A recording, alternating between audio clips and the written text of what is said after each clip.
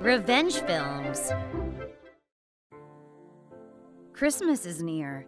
The city is lit up and filled with joy this time of year. Despite the cold, everyone has warm smiles on their faces. Besides me. Christmas makes me anxious because it still reminds me of that day. I was in second grade and it was Christmas Eve. My family and I were heading into town to get some food.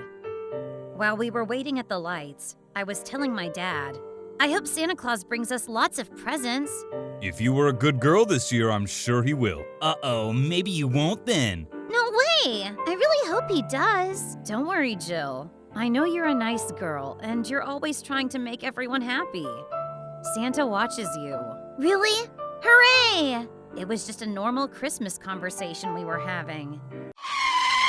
Then suddenly, my mom flew into the street out of nowhere and got hit by a car. Everything happened so suddenly. Someone call an ambulance!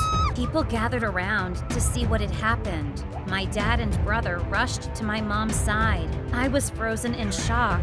Another man who was waiting at the same light grabbed the guy who was standing behind my mom. The driver got out of his car and rushed over to my mom in panic. Oh my God, I'm so sorry! She came out of nowhere! I'm so sorry! He fell to his knees in tears. Someone had called an ambulance, so shortly after, an ambulance followed by a few police cars arrived at the scene. I finally realized that the man who was being held down had pushed my mom into the street. Mom, don't die! I tried to go to my mom, who was being carried away, but my dad stopped me. All I could do was cry as I watched my mom get carried away. The suspect was handed over to the police and was arrested. The headlines on the paper the next day read, "Woman in her 30s, hit by a car." It didn't mention anything about getting pushed into the street. In case you were wondering, we had never seen the man who pushed my mother. He was a homeless man who was receiving support. A few members of the charity group came to visit after my mom had returned from the hospital. According to them, the man used to be a shop owner who failed and was heavy in debt. He had tried to work as a contract worker, but the depression took his job from him. He had searched for a part-time job, but the times were bad, and no one wanted a 50-year-old part-time worker.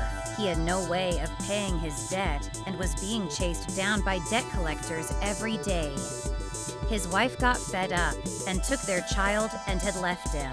He went into hiding, living at motels, but he soon ran out of money and started living on the streets. For a few years, until he met the charity group, he was living in a cardboard box down by the river, collecting cans and bottles to get by. He saw us that day and couldn't stand watching a happy family. He looked at my mom, who reminded him of his ex-wife, and pushed her into the street in a spur of the moment. He said he knew it wasn't his ex, but she just looked like her. It brought up bitter feelings. The charity members proceeded to explain. The man is a victim of society. Is there any way you can settle this out of court? Give the man another chance at building himself up. And asked my parents to forgive him. The man was going to do time for attempted murder, but coming to a settlement would reduce his sentence to 3 years, and they might even suspend his sentence. Luckily, my mother was wearing heavy clothing, which protected her during the accident and managed to be safe. The impact had temporarily left her unconscious, but upon further inspection, all she had were some bruises on her arms. So, she was only in the hospital for 3 days, and she came home undamaged. The people continued to convince her. You were able to come home to your family in 3 days, right? But if you don't compromise for him, the man might end up spending 5 years in a cold prison cell. That might ruin his chances of getting back on his feet. Please, give him some sympathy and settle this out of court. They got on their knees and begged. My father had a stern look on his face. You guys have families too, right? What would you do if some stranger killed one of your family members one day? Would you still be able to say that the criminal deserves a second chance to get back on his feet? He asked. There was a moment of silence. Then one of the guys broke the silence. But your wife was fine. These words made my dad explode. You all are ridiculous! Get the hell out of here! All of you! I don't want to ever see any of you ever again! My dad was a peaceful man, but I could hear him yelling clearly from my room, and he kicked the charity members out of the house. Help me get these guys off my property! He got my brother to help him chase them away. I watched this from my window, and for some reason, I couldn't stop crying. Maybe it was because I could see that my dad and brother were crying also. My mother was in shock and couldn't move for a while. There was silence throughout the house that day. The charity never showed up again. My father never settled, and the man was charged guilty with intent to murder and imprisoned. There needs to be evidence of intent in order to prove attempted murder in a court of law. This is the most important factor when it comes to murder. If you can't prove intent, it's hard to convict someone for manslaughter, no matter how hurt you are. On the other hand, even if you were unhurt, if there was intent to kill, you can convict them for attempted murder. We felt like the sentence was a bit short, but we were glad that we were able to lock up a man who goes around trying to kill random people. But our peace was short-lived. We started receiving random acts of harassment. We received letters, and there were posters that said, It's your fault! Get out of this town, bitch! We got trash in our mailbox.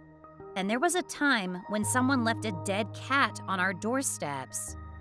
The harassing persisted for a while, until a month later when they caught the perpetrator. When he was coming home late from work, my dad found a guy trying to tape a poster onto our door and grabbed him. We found out that it was one of the guys from the charity.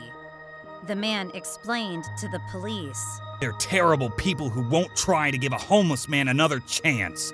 After that, the charity was shut down, along with their homeless support.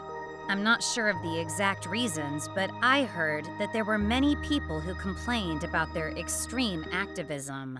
It's been 20 years, but I still remember that day like yesterday. Whenever Christmas is near, I feel a bit down. But not this year. I'm about to have a child. She's expected on December 24th. It's been 20 years since I've been excited about Christmas. How was today's video? If you enjoyed it, please subscribe, like, and leave a comment. Stay tuned for more.